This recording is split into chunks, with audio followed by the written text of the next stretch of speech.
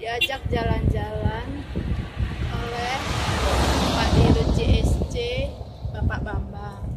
Alhamdulillah hari ini beruntung banget deh.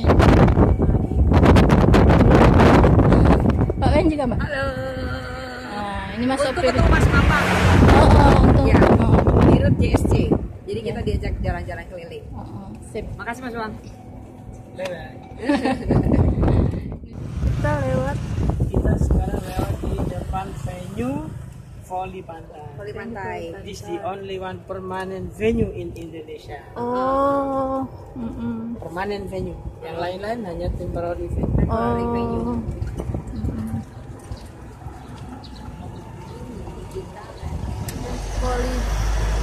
Volleyboard.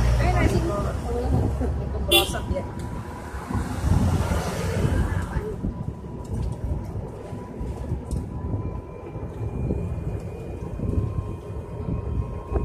Kita sekarang ke arah kiri ke ponton 300.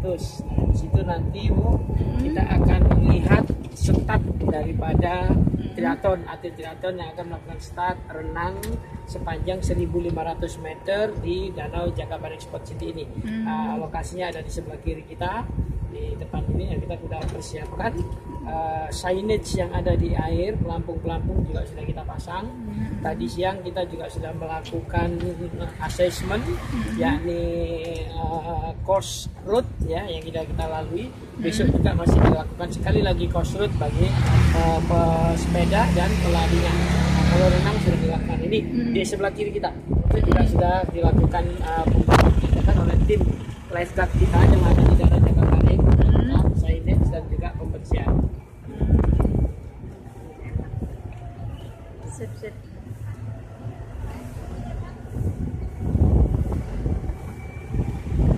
Nah, ini suasana daripada ponton 300, area daripada start triathlon yang akan dimulai pada tanggal 30 lusa. Besok. Ya, besok. Sip. Sebelah kanan kita ini bagian belakang ya, ini adalah roller skate venue yang baru saja selesai dibangun. Kita sengaja persiapkan untuk kegiatan Asian Games Roller Skate 2018. Di sebelahnya itu adalah sepatu roda. Di sebelah ini ada sepatu roda dan juga yang panjat tebing juga selesai. Dan sebelah kiri kita ini Bu adalah venue ski air.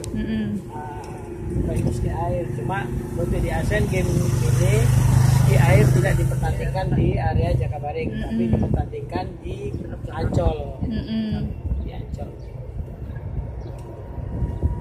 Padahal view-nya bagus banget di sini ya. Bagus banget ya.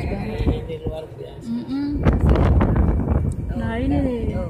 Kemarin. Keberadaan venue-venue di Jakabaring ini tidak hanya memberikan manfaat bagi para perkembangan daripada atlet lokal maupun atlet-atlet nasional, tapi juga memberikan manfaat untuk hiburan keluarga, misalkan Sumatera Selatan khususnya Palembang.